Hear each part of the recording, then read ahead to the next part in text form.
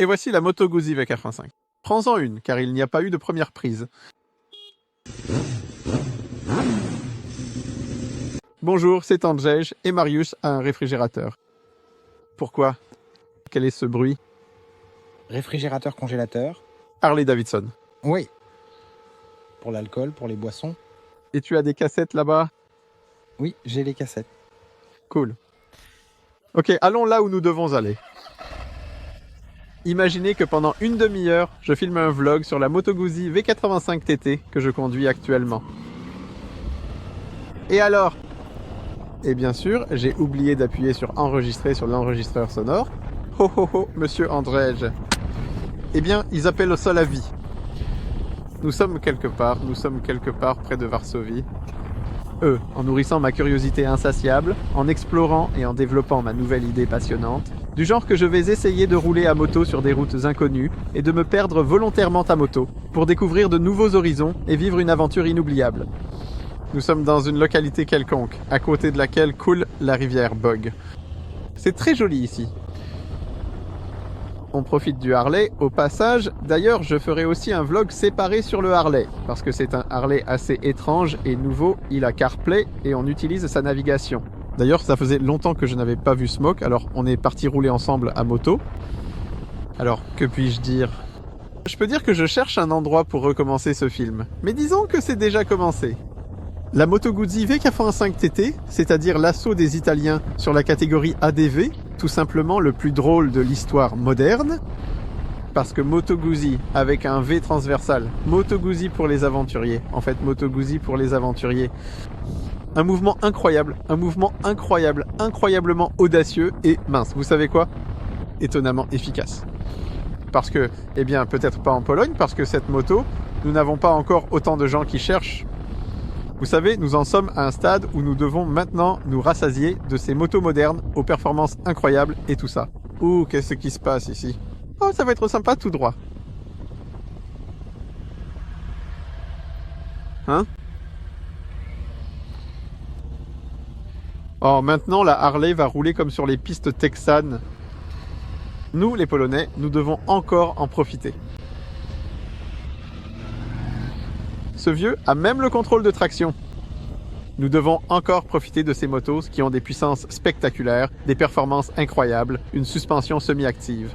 Parce que, vous savez, ce jeu, c'est tellement nouveau, ce n'est peut-être pas la majorité, mais de plus en plus de gens peuvent désormais se permettre de telles merveilles. Et c'est cool. Mais à l'étranger, dans de nombreux pays comme l'Italie, l'Allemagne, le Royaume-Uni et ainsi de suite. C'est joli ici, Marius. On continue tout droit sur ce chemin de gravier sans raison? Rien ne nous retient. Eh bien, je dirais que c'est un peu comme dans notre vie de tous les jours. Alors allons-y.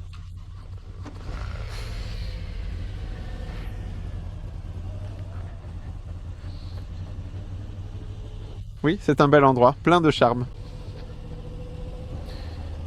Plus rien ne nous attend dans la vie, car tout ce dont nous avons besoin, nous l'avons déjà. Oh Marius, active bien le contrôle de traction, c'est très important.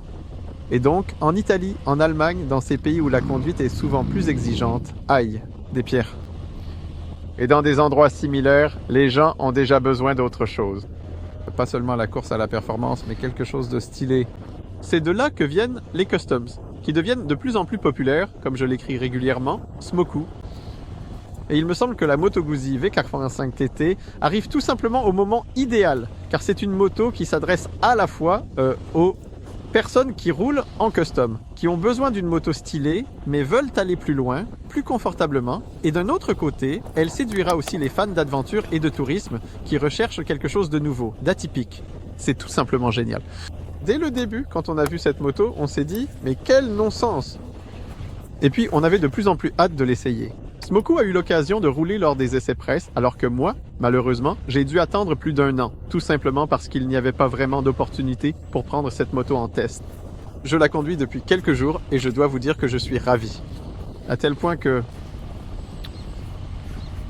je roule à moto, vous savez, pratiquement sur toutes.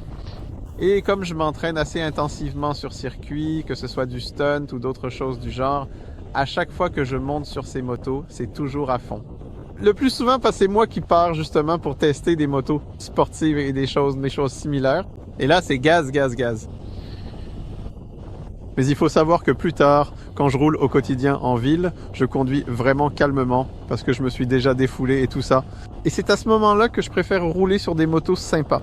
Parce que à quoi bon la performance si je roule tranquillement?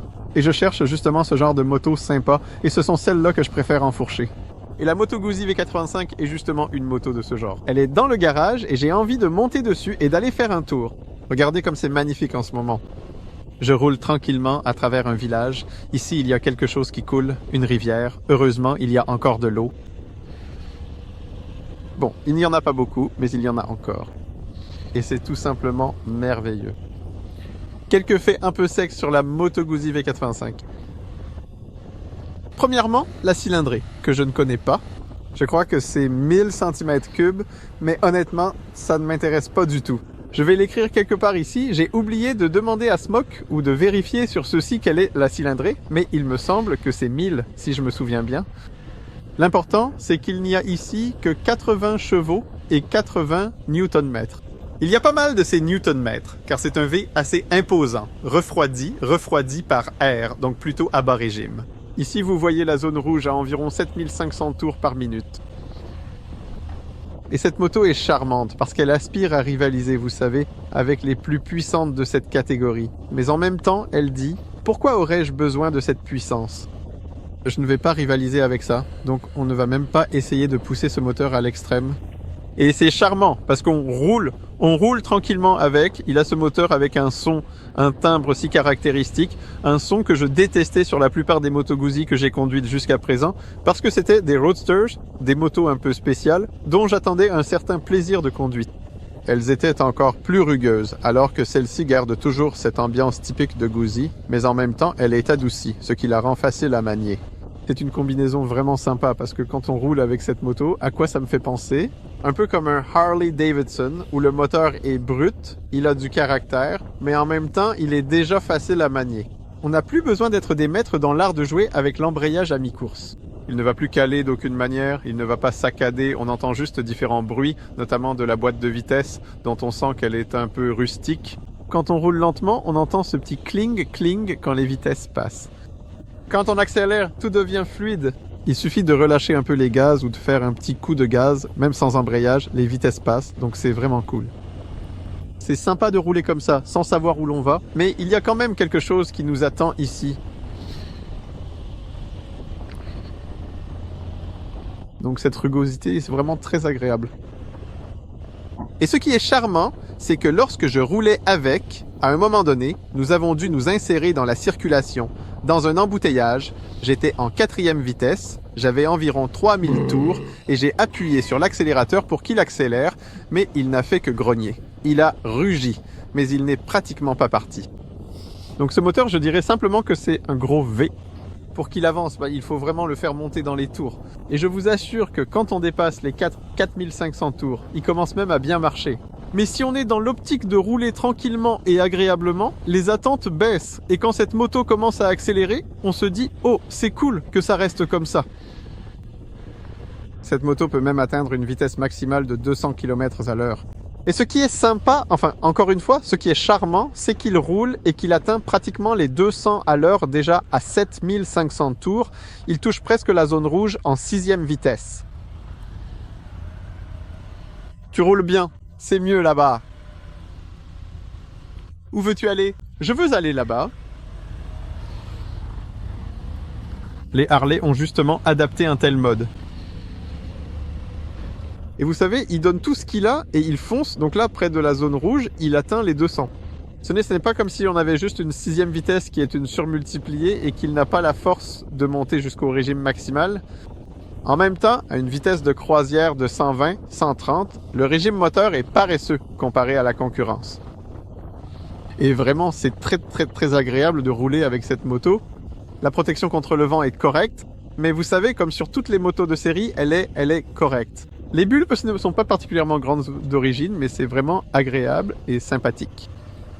les capacités tout-terrain dont, vous voyez, parce que là, il commence à y avoir quelques trous. Vous voyez, cette moto peut passer sur n'importe quel terrain qui lui convient, c'est-à-dire un petit chemin comme celui-ci, un accès à la rivière, donc simplement dans la limite du raisonnable.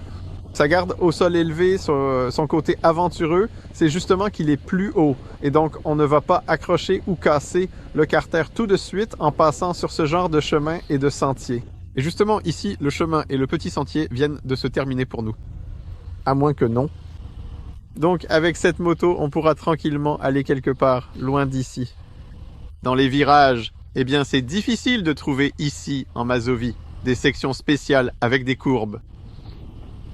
C'est un peu étrange, mais prévisible. Étrange parce que, vous savez, ce moteur monté en travers fait que cette moto tourne différemment des machines auxquelles nous sommes habitués, qui ont des configurations de moteurs plus traditionnelles, comme les moteurs en V ou en ligne.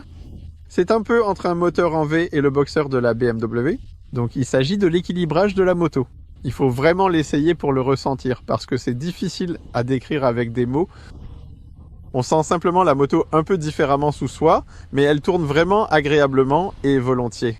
Et dans les virages que j'ai pu trouver ici, il n'y avait absolument aucun problème de stabilité. D'ailleurs, la suspension est clairement réglée davantage pour rouler dans les virages, car on croisera sûrement beaucoup de ces Moto Guzzi au col de Selemio. Et là-bas, vous savez, il y a une grande rivalité entre les motos de tourisme pour savoir qui va frotter ses valises le plus vite dans ces virages. Donc c'est certain que les Italiens y ont pensé. Et on le sent bien sous les fesses, cette suspension est assez fermement réglée, mais elle gère aussi très correctement les petites irrégularités. Parce qu'au début, en regardant, moi, je me disais que cette suspension était, je pensais, un peu basique. Rien ici n'est exagéré. Mais vous voyez, ici il y a un réglage. Donc cette fourche est probablement responsable du maintien de la garde au sol, et celle-ci de l'amortissement. Simple, moyen, mais offrant tout de même une certaine possibilité d'ajustement. Et ce qui est important pour moi, c'est que même lorsque les Italiens fabriquent une suspension relativement simple, ils savent vraiment bien la régler, parce qu'ils ont tout simplement beaucoup d'expérience dans ce domaine. Ce que j'aime beaucoup, c'est qu'ici, il est écrit « Made in Mandello del Lario ». Pas en Italie, à Mandello del Lario. Moto Guzzi est une marque fière. Là-bas, il y a toujours des gens qui travaillent. C'est quand même l'une des plus anciennes marques de moto et il y a encore des gens qui y travaillent pour qui Moto Guzzi représente tout. Et ça, c'est chouette, c'est tellement italien. Bon, Mariusz, mais résumons cette moto. Tu préférerais avoir cette moto ou aller à la pêche? Je préférerais aller à la pêche avec cette moto. En fait, je ne sais pas du tout, André, tu sais, mais moi, je vais à la pêche. Je ne sais pas. Mais maintenant, je sais. Je suis vraiment séduit par cette moto, Mariusz. Moi aussi, j'ai été séduit après les essais. Je suis ravi qu'il coûte une telle somme, que quelqu'un, s'il veut acheter une moto neuve, puisse l'acheter parce qu'elle coûte 50 000. Et ce n'est pas une publicité. Je trouve vraiment que c'est une très bonne offre pour une moto de tourisme. Mais il faut que ce soit la version jaune et blanche. Jaune, blanche et rouge, oui. Elle est géniale. Elle coûte là-bas 50 000. 51. Et celle-ci coûte, je crois, 49 ou 40 et quelques, on peut dire. Incroyable. C'est une moto que personne d'autre n'a. Mais la question est, auras-tu le courage? Voilà, c'est toujours comme ça avec ces motos au look rétro. Mais c'est cool que cette moto coûte ce qu'elle coûte. Il n'y a rien de plus. Oui. Au-delà de ce dont un conducteur comme moi a vraiment besoin. Pour le genre de terrain qu'on a parcouru, ça me suffit largement. Elle franchit tout le terrain. Elle franchit tout mon terrain. Mais je ne sais pas si je roulerai avec tous les jours, parce qu'en ville aussi c'est confortable et c'est marrant à conduire à cause de ce cardan et tout. Ça fait un genre de clink-clink et j'ai l'impression de piloter une vraie machine. Et d'ailleurs, dans cette catégorie, c'est la seule moto avec un cardan. Ah oui. En fait, je voulais juste dire que Smokov en sait plus sur cette moto que moi. Et j'ai déjà appris que cette moto était censée sauver Moto Guzzi. Et puisque c'était censé la sauver l'année dernière et que Moto Guzzi existe toujours, ça veut peut-être dire qu'elle l'a sauvée. Qu'est-ce que tu en penses? À mon avis, c'est certain, parce qu'au début, ils l'ont lancé et ils n'arrivaient pas à suivre avec la production. Exactement. Je suis surpris, enfin je l'ai déjà expliqué plus tôt, que partout cette moto se vend comme des petits pains. Sauf qu'en Pologne, pas encore, parce qu'en Pologne, on est affamé de motos à cause des taxes sur le tabac. Regarde comme la selle s'est installée facilement. Quand as-tu mis une selle aussi facilement pour la dernière fois? Jamais. Eh ben, elle tient, voilà. Cette moto, elle en a tout simplement envie. Non, parce que chez nous, c'est comme ça. On est très stéréotypé Ouais, à bien des égards. C'est la même chose avec les motos. Si quelqu'un dit qu'une moto donnée est une aventure, tout le monde s'efforce de fabriquer ces motos exactement comme cela, et les clients veulent les avoir, puis ils utilisent un pourcentage de leur capacité. C'est absurde. oui, et qu'est-ce qui est le plus important, Titi? Comment dit-on tuto? Tout au terreno, quelque chose comme ça. Tuto terreno, ce terrain est vraiment différent, bien sûr. Hmm. Le débattement de la suspension n'est pas très élevé. Bien sûr, Tobias dirait immédiatement que cette moto n'est pas adaptée à une utilisation tout-terrain, mais vous pouvez voir des vidéos sur YouTube. Je suppose que les Italiens l'ont testé et qu'ils ont fait des sauts solides comme ça. Tu peux faire un saut avec n'importe quoi, hein. Mais justement, j'ai eu récemment quelques aventures avec des motos d'aventure, parce que ces motos d'aventure te poussent tellement à l'aventure que l'aventure devient extrême. Sévère. Sévère, c'était un peu drôle, un peu effrayant, un peu drôle et un peu mouillé. Et ici, pourquoi j'en aurais besoin? Pour moi, l'aventure, c'est qu'on a traversé un petit ruisseau et que c'était sympa de longer ce ruisseau. Et pour moi, c'est déjà assez d'aventure, parce que je suis déjà un vieux bonhomme et c'est bien comme ça. Allons à la maison manger des zapiekanki. Je ne mange pas de zapiekanki.